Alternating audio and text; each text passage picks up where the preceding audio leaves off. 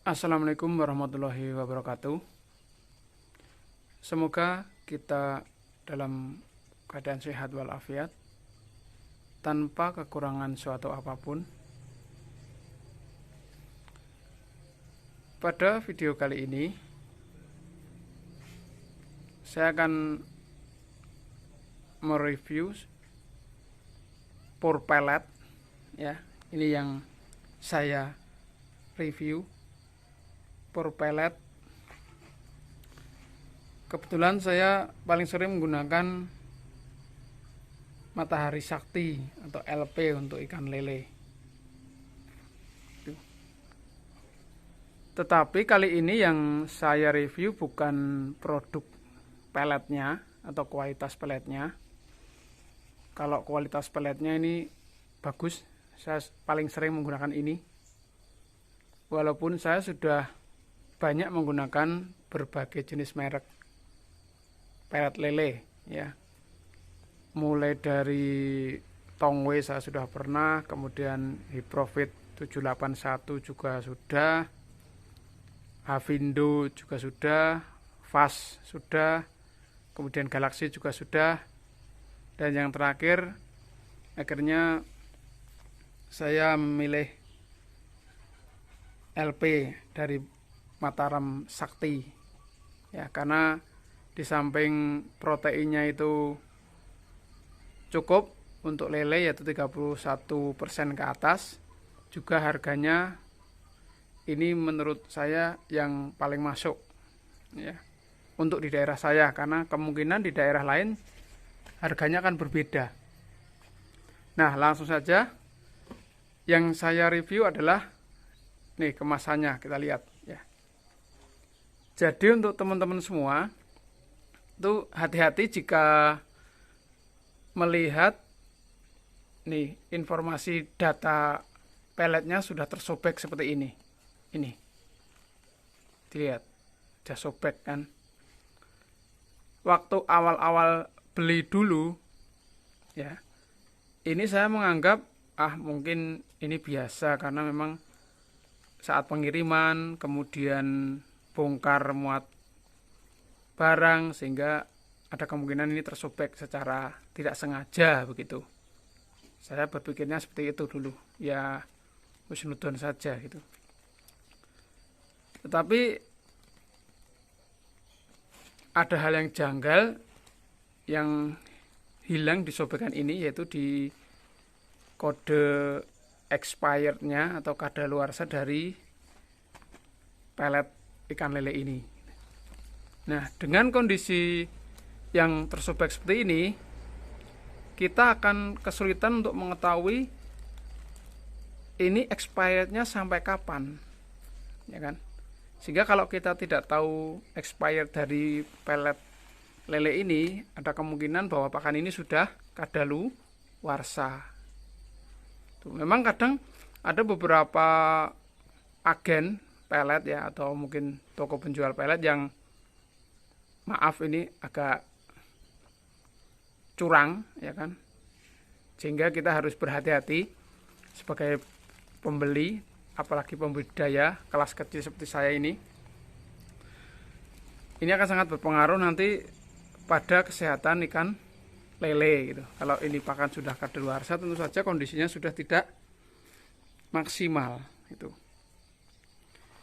Untuk kondisi kandinya atau karungnya itu masih terlihat utuh, bisa dilihat masih bersih. Insya Allah untuk kondisinya bagian pellet bagian dalam juga masih bagus, karena kalau dijumpai kandinya atau karungnya sudah ada bagiannya seperti hitam-hitam, itu biasanya sudah ada kebocoran pada plastik bagian dalam. Ini yang plastik ini. Nah, sehingga karena penempatannya di gudang dan bertumpuk, biasanya kan gudang juga lembab kondisinya, sehingga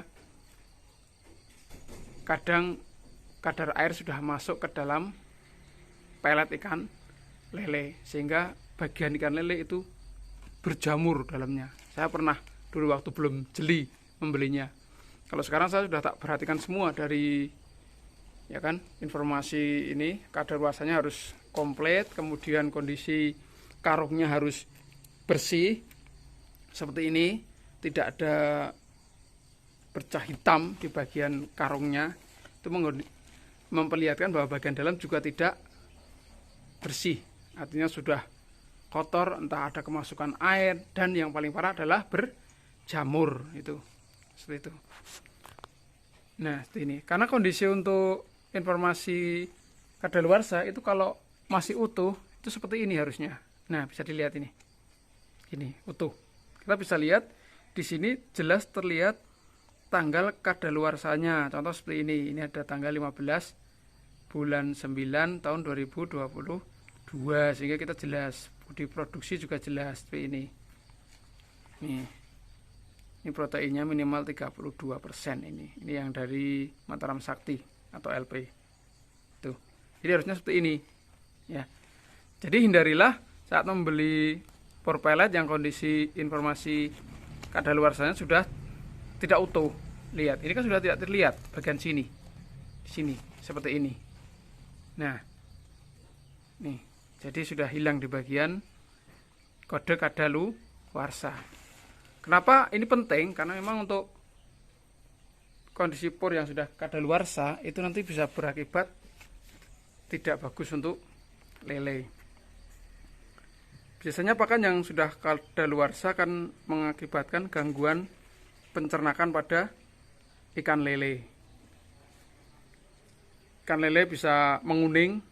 Itu berbahaya jika tidak ditangani, bisa menyebabkan kematian, kemudian kembung karena otomatis pencernakannya terganggu, itu juga berakibat kematian, dan jelas pertumbuhan dari ikan akan terhambat atau tidak maksimal. Itu padahal kita harus menekan angka kematian pada budidaya ikan lele, karena kuncinya di situ.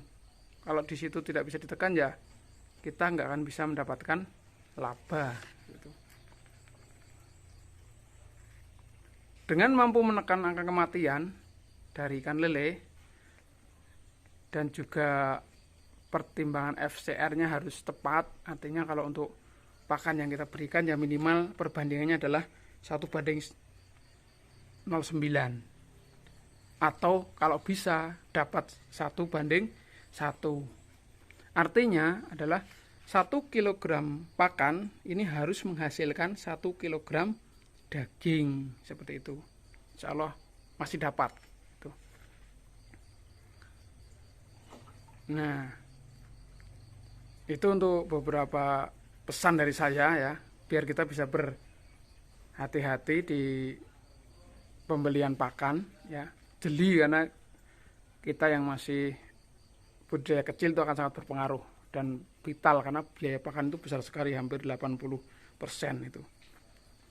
Apalagi kalau musim hujan, ya, seperti sekarang, itu tempat penyimpanan pelet di gudang kan lembab, ya kan, walaupun tidak terkena air hujan, karena kondisi lembab sehingga cepat menimbulkan jamur gitu. Itu sehingga bisa merusak kondisi pelet.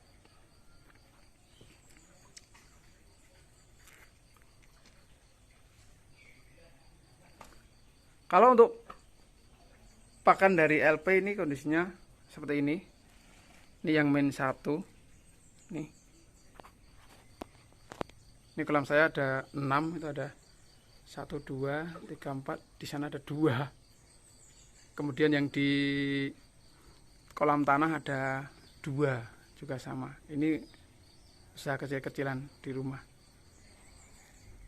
Nah, bisa dilihat untuk pornya seperti ini.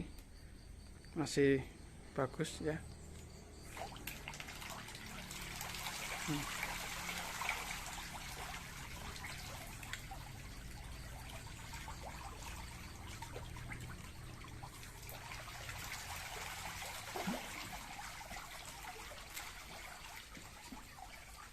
Demikian untuk review pakan ikan lele. Semoga bermanfaat untuk teman-teman semua sesama pembudidaya ikan lele untuk memperhatikan dari kadar atau informasi kadaluarsa dari produk pelet tersebut. Terima kasih. Semoga bermanfaat. Assalamualaikum warahmatullahi wabarakatuh.